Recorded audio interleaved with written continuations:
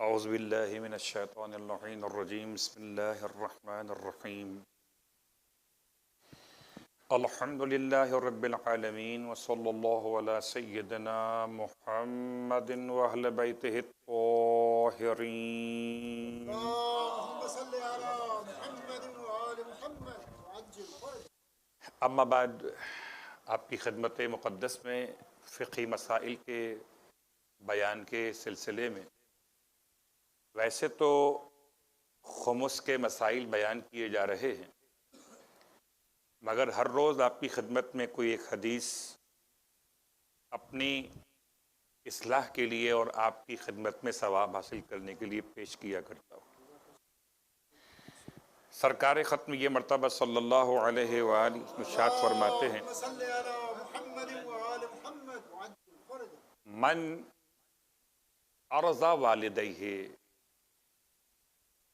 فقد ارضى اللہ یا فقد ارضى خالقہ، کہ جو شخص بھی اپنے والدین کو راضی کر لیتا ہے تو بالکل ایسے ہی ہو جاتا ہے جیسے اس نے اپنے اللہ کو، اپنے خالق کو راضی کر لیا۔ وَمَنْ أَسْخَطَ وَالِدَيْهِ فَقَدْ أَسْخَطَ اللَّهِ، اور جس نے اپنے والدین کو ناراض کیا ایسے ہی سمجھے کہ جیسے اس نے اللہ کو ناراض کر دیا۔ حدیث کا ترجمہ آپ کی خدمت میں، البتہ ہر حدیث کے ساتھ صرف ترجمہ کافی نہیں ہوتا بلکہ تشریحات بھی بیان کی جاتی ہے۔ تو خلاصہ یہ کرتے ہوئے کہ والدین کی رضا اس وقت تک خدا کی رضا تک پہنچاتی ہے جبکہ والدین کی رضا خدا کی ناراضگی سے نہ ٹکرائے۔ اس سے زیادہ مختصر جملہ نہیں کہہ پا رہا ہوں کہ آپ اپنے والدین کو، میں اپنے والدین کو راضی کروں، اس حد تک حد کیا ہے کہ جب تک کہ ان کو راضی کرنا خدا کو ناراض کرنے کا باعث نہ بنے۔ تو خدا ہم سب کو ہمارے والدین کو راضی کرنے کی توفیق عطا فرمائے، اور جن کے والدین حیات نہیں ہیں، آج شب جمعہ متصل ہے، پروردگار ان تمام تر محرومین والدین کی مغفرت فرمائے۔ اور بہرحال اولاد ماں باپ کا حق ادا نہیں کر سکتی، جو اگر حق رہ گیا ہو میرے اور آپ کے ذمے جن کے والدین انتقال کر چکے ہیں، تو پروردگار ہماری طرف سے ہمارے والدین محرومین کو اتنا اجر و ثواب عطا فرما کہ تو ان کو ہم سے راضی و خوشنود فرما دے۔ صلوات پڑھ لیں محمد و آل محمد۔ اللهم صل على محمد وآل محمد وعجل فرجه۔ مسائل کے بیان میں کاروبار کا منافع بیان کیا جا رہا تھا 7 چیزوں میں سے پہلی چیز کے عنوان میں۔ آغا سیستانی کی اس توضیح المسائل میں 1729 کل مکمل کیا، آج 1730، مسئلہ نمبر 1730۔ اگر کوئی شخص ایسی رقم سے کوئی چیز خریدے جس کا خمس نہ دیا گیا، یعنی بیچنے والے سے کہے، خریدنے والا بیچنے والے سے کہے میں خرید رہا ہوں، رقم میری ہے، آپ گھڑی بیچ رہے ہیں، گھڑی آپ کی ہے، میں آپ سے کہتا ہوں کہ میں جو رقم آپ کو دے رہا ہوں گھڑی کے بدلے میں، یہ رقم وہ ہے کہ جس کا میں نے خمس ادا نہیں کیا ہے۔ بیچنے والے سے کہے کہ میں یہ چیز اس رقم سے خرید رہا ہوں۔ اگر بیچنے والا شیعہ اثنا عشری ہو تو ظاہر یہ ہے کہ کل مال کے متعلق معاملہ درست ہے۔ یہ مسئلہ کیوں پیش آیا؟ آیا اس مال میں تصرف کرنے کا اختیار مجھے ہے کہ نہیں ہے؟ جس مال کا خمس واجب ہو چکا ہو، میں نے ادا نہ کیا ہو، اس مسئلے کو سامنے رکھتے ہوئے یہ مسئلہ آپ کی خدمت میں آغا سیستانی نے پیش کیا کہ اگر بیچنے والا، یعنی آپ اگر شیعہ اثنا عشری ہیں اور میں آپ سے مال خرید رہا ہوں اور رقم وہ والی ہے اس کا میں نے خمس نہیں دیا ہے، تو آیا یہ معاملہ صحیح بھی ہے یا غلط ہے؟ یعنی آپ کہہ سکتے ہیں مولانا میں آپ کو گھڑی نہیں بیچ سکتا کہ آپ مجھے وہ پیسہ اس کے بدلے میں دے رہے، اس پیسے کے آپ نے خمس نہیں نکالا، یعنی آپ کا اختیار تصرف نہیں اس کے اوپر۔ اب بات واضح ہو رہی ہے؟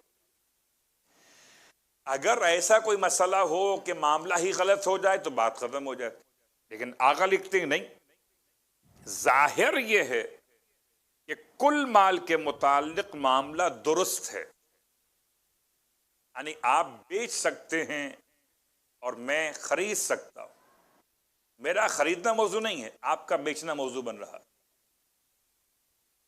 آپ بیچ سکتے ہیں۔ اب آپ نے مجھے بیچا گھڑی کو، تو گھڑی میری ہو گئی اور پیسے آپ کے ہو گئے، پیسے کون سے والے ہیں؟ تو اب آیا آپ خمس دیں گے یا نہیں؟ جواب، خمس کا تعلق اس چیز سے ہو جاتا ہے کہ جو اس نے اس رقم سے خریدی ہے۔ اب رقم کے بجائے خمس کا تعلق گھڑی سے ہو گیا، اب تعلق منتقل ہو گیا، گھڑی آپ کی ملکیت نہیں میری ملکیت ہو گئی، پیسے آپ کی ملکیت ہو گئے، تو چونکہ مجھ پر ہے خمس واجب، تب رقم نہ رہی، رقم کے بدلے گھڑی آ گئی، تو اب یہ خمس کا تعلق گھڑی سے ہو گیا، جو اس نے اس رقم سے خریدی ہے، اور اس معاملے میں حاکم شرع کی اجازت کی ضرورت نہیں ہے اور نہ دستخط چاہیے۔ آپ گھڑی مجھے بیچ سکتے ہیں یہ جاننے کے بعد بھی کہ میں اس مال سے خرید رہا ہوں، اس مال کا خمس نہیں دیا گیا ہے۔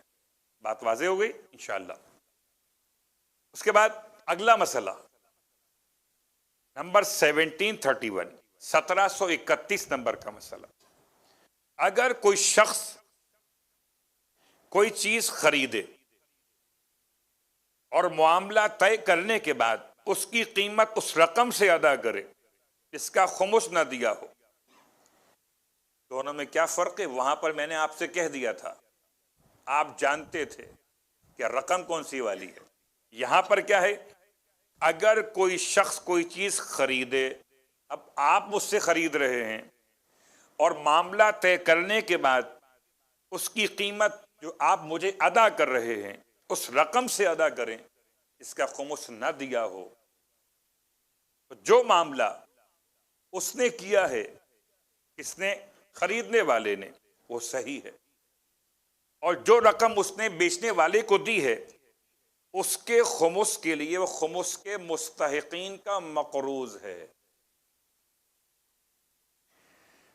یہ مسئلہ پہلے مسئلے سے بالکل اپوزٹ ہے، اس طرح سے اس میں نہیں بولتا ہے۔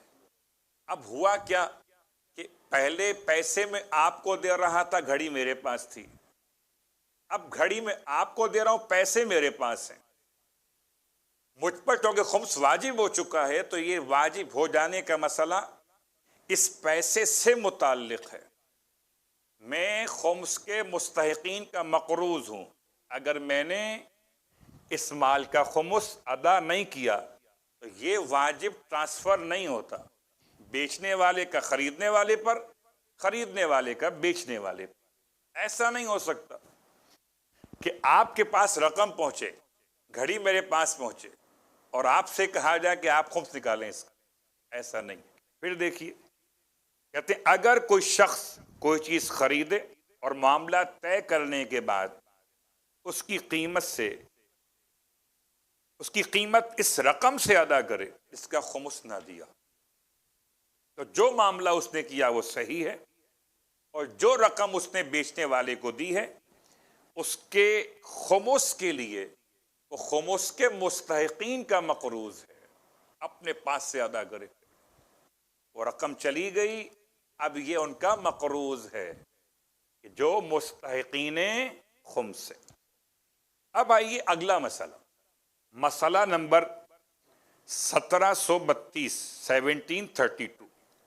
اگر کوئی شیعہ اثنا عشری مسلمان کوئی ایسا مال خریدے جس کا خمس نہ دیا گیا ہو، شیعہ اثنا عشری مسلمان کوئی ایسا مال خریدے جس کا خمس نہ دیا گیا ہو، تو اس کا خمس بیچنے والے کی ذمہ داری ہے، خریدار کے ذمے کچھ بھی نہیں ہے۔ بڑی آسانی ہے، آپ مطمئن ہیں جس نے بیچا ہے وہ ذمہ دار ہے۔ آپ شیعہ اثنا عشری ہیں، اس کے باوجود کہ آپ کے یہاں خمس واجب ہے، لیکن آپ پر اس کی ذمہ داری نہیں ہے کہ بیچنے والے نے جو مال بیچا ہے اس پر خمس واجب تھا، خریدار کے ذمے کچھ بھی نہیں ہے۔ اگلا مسئلہ 1733۔ اگر کوئی شخص کسی شیعہ اثنا عشری مسلمان کو، کوئی شخص آپ کا اہل سنت بھائی، کوئی عزیز غیر شیعہ آپ کو کوئی چیز بطور عطیہ گفٹ کے دے دے جس کا خمس نہ دیا گیا ہو، تو اس کے خمس کی ادائیگی کی ذمہ داری عطیہ دینے والے پر ہے۔ اس شخص کو عطیہ دیا گیا، اس کے ذمے کچھ بھی نہیں ہے۔ آپ عطیہ لیجئے اور استعمال کیجئے، آپ کے ذمے خمس کا واجبہ نہیں ہوں گے اس والے عطیے کے حوالے سے۔ اگلا مسئلہ 1734۔ اگر انسان کسی کافر سے یا ایسے شخص سے جو خمس دینے پر اعتقاد نہ رکھتا ہو یا خمس نہ دیتا ہو کوئی مال اس سے ملے تو اس مال کا خمس دینا واجب نہیں ہے۔ ایسے شخص سے ملے کہ جو خمس دینے پر اعتقاد نہیں رکھتا، یا کافر ہے یا خمس دیتا ہی نہیں ہے، تین چیزیں ہوگی۔ کافر، خمس کا عقیدہ نہیں رکھتا، نمبر دو، نمبر تین خمس دیتا نہیں ہے۔ ان تینوں کیفیات میں اگر کوئی مال آپ کو اس سے ملے تو اس مال کا خمس دینا واجب نہیں ہے۔ اور اب آپ کے سوال و جواب انشاءاللہ، تاکہ آسانیاں پیدا ہوں ہم سب کے لیے، پروردگار فقہ کو سمجھنے کی توفیق عنایت فرمائے اور عمل کرنے کی توفیق بھی عطا فرمائے۔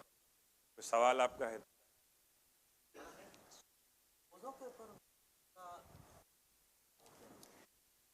بسم اللہ الرحمن الرحیم۔ برادران اہل سنت کے یہاں موزوں پر مسح کیے جانے کی اجازت ہے، اور صرف موزے ہی نہیں بلکہ پاؤں میں اگر جوتے بھی پہنے ہوئے ہوں تو اس پر بھی مسح کرنے کی اجازت ہے۔ برادران اہل سنت کے علاوہ اہل بیت کے فقہ کے ماننے والوں کے لیے حالت تقیہ کے علاوہ موزے پر مسح کرنے کی اجازت نہیں ہے، جوتے پر مسح کرنے کی اجازت نہیں ہے۔ اس حد تک پابند کہ کوئی اگر رکاوٹ اسکن پر ایسی موجود ہو کہ جو پانی پہنچنے سے، مسح کے طری پہنچنے سے مانع ہو، تو پہلے اسے دور کیا جائے۔ کوئی اور سوال؟ چار بھائی ہے، پیسے اس کی نہیں گھر بنایا، وہ جو ہے میں تم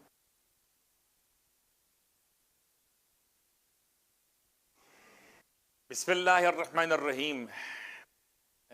یہ مسئلے ہمارے یہاں بہت کم پڑھے جاتے ہیں، اور ہو سکتا ہے کبھی اس کا عنوان باقاعدہ یہاں رکھا جائے، شراکت داری، پارٹنرشپ۔ اب پارٹنرشپ کاروبار میں بھی ہو سکتی ہے، اور پارٹنرشپ گھر کے بنانے میں بھی ہو سکتی ہے۔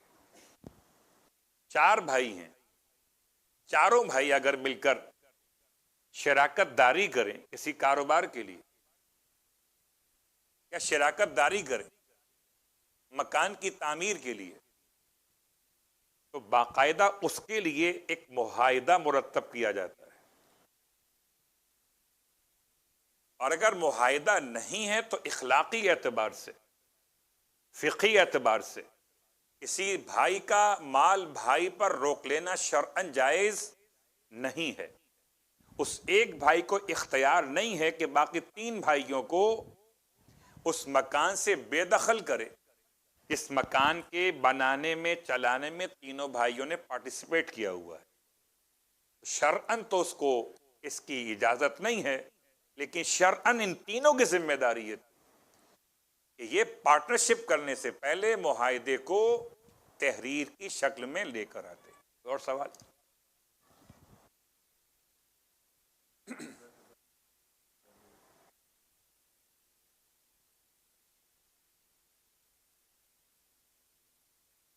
دعا سوال کی۔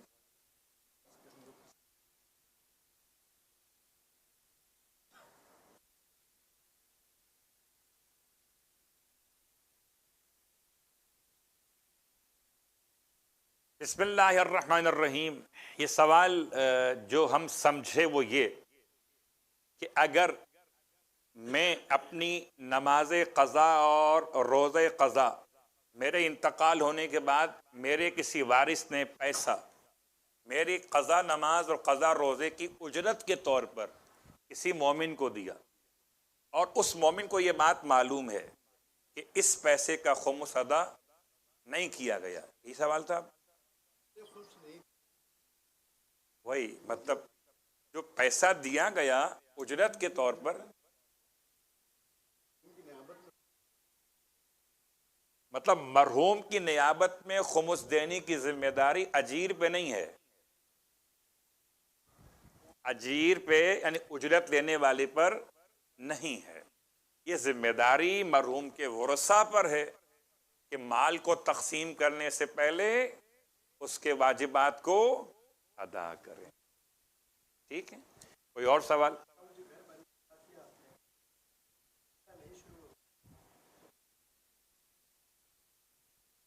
بسم اللہ الرحمن الرحیم۔ معاہدہ میں نے اس لیے بیان کیا کہ یہ باقاعدہ فقہی مسئلہ تھا۔ کتاب توضیح المسائل میں شراکت داری کا ایک عنوان موجود ہے۔ اگر معاہدہ مرتب نہیں ہے تو ٹھیک ہے، اخلاقی، قانونی، شرعی اعتبار سے تو جس نے پیسہ کسی کا روکا، بھائی نے بہن کا یا بھائی نے بھائی کا، تو اس نے گناہ کبیرہ کو انجام دیا ہے، اور اس کے لیے روکنا شرعاً جائز نہیں۔ مکان کا استعمال بھی بغیر ان 3 افراد کو راضی کیے ہوئے جائز نہیں ہوگا، اتنے حصے کے اعتبار سے جن میں ان کا حصہ شمار کیا جا سکتا۔ لیکن اگر معاہدہ نہیں کیا گیا ہے تو خدا کی بارگاہ میں اگر یہ بد دعا کرنا چاہیں 3 بھائی مل کر تو قبول نہیں ہوگی۔ اور سوال؟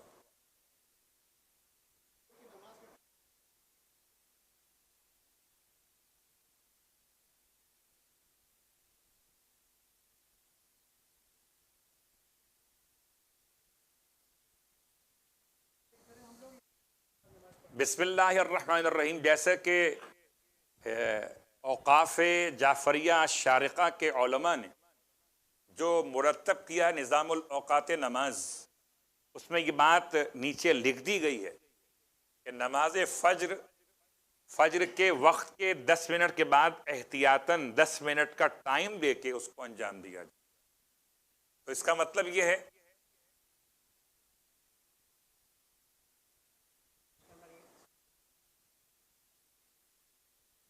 یہ اوقاف کے وہاں ماشاءاللہ ہوتے ہیں، یہ اس بات کو بیان کریں گے، لیکن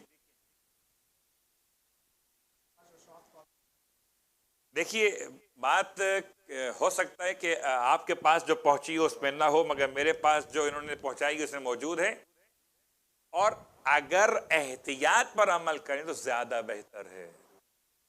کیا مطلب؟ ہو سکتا ہے بعض مراجع الزام کے اعتبار سے ابھی وقت میں گنجائش ہو کہ نماز نہیں ہو سکتی ہو، تو یاد رکھیے کہ صبح کی اذان کے وقت کے 10 منٹ کے بعد آپ نماز فجر کو ادا کریں تو تمام مراجع الزام کے لحاظ سے آپ کی یہ نماز صحیح وقت میں ادا ہو جائے گی۔ کوئی اور سوال؟ بالکل نماز شب پڑھ سکتے ہیں مگر قضا کی نیت سے۔ نماز شب جیسے ہی وقت صبح صادق ہوا تو قضا ہو جاتی ہے، لیکن چونکہ یہ وقت احتیاط میں ابھی آپ نماز فجر نہیں پڑھ سکتے ادا کی نیت سے، تو کیا نماز شب پڑھ سکتے ہیں؟ جی پڑھ سکتے ہیں، اور اب آسان راستہ یہ کہ ادا اور قضا کی نیت کے بغیر پڑھ لیجیے نماز شب اس 10 منٹ کے اندر اندر۔ کوئی اور سوال؟ نماز با جماعت میں ہم جو پیچھے نماز پڑھتے ہیں تو سورہ حمد وغیرہ جو سورہ دہراتے ہیں میں آتا ہے، کچھ بعض لوگ سورہ دہراتے ہیں، تکرار باطل ہے نماز قضا ہے۔ بسم اللہ الرحمن الرحیم۔ نماز جماعت کا جو مسئلہ ہے اس میں اگر آپ نے نماز جماعت میں اقتدا کی نیت کی ہے کہ آپ جماعت سے نماز پڑھنا چاہتے ہیں، تو پھر اقتدا کی نیت میں آپ کی ذمہ داری ہے کہ حالت قیام میں ان نمازوں میں کہ جن نمازوں میں بآواز بلند تلاوت کی جاتی ہے، یعنی کہ فجر، مغرب اور عشاء اور جمعے کے دن جمعے کی نماز، تو جن میں آواز بلند تلاوت ہوتی ہے ان میں آپ تلاوت سنیے، آپ کو تلاوت نہیں کرنا ہے۔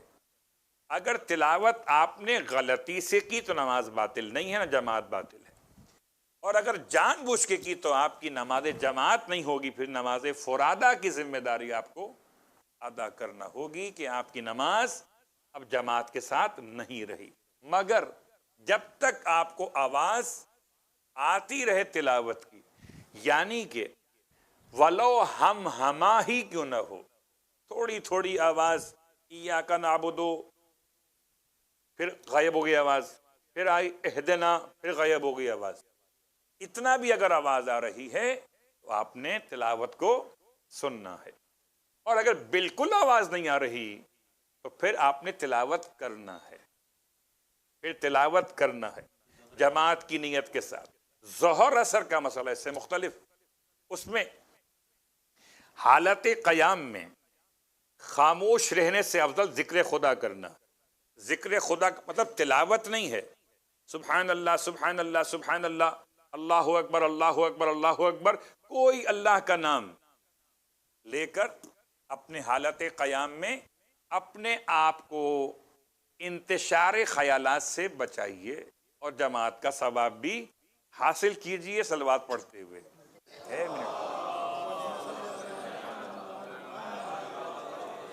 کوئی اور سوال؟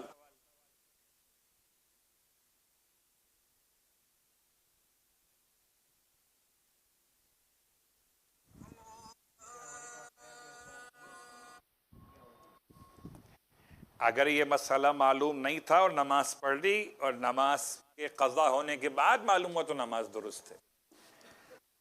صلوات پڑھ لیں محمد و آل محمد۔ اللهم صل على محمد وآل محمد۔ مومنین بآواز بلند صلوات پڑھ کے صفوں کو درست کر لے تاکہ بعد میں آنے والوں کو زحمت نہیں ہو، جتنا ساتھ ساتھ ہو کے بیٹھ سکتے ہیں۔ شب جمعہ انشاءاللہ زیادہ مومنین کی تعداد کا امید ہے، اور موبائل برائے مہربانی یا تو سائلنٹ کر دیں یا سوئچ آف کر دیں۔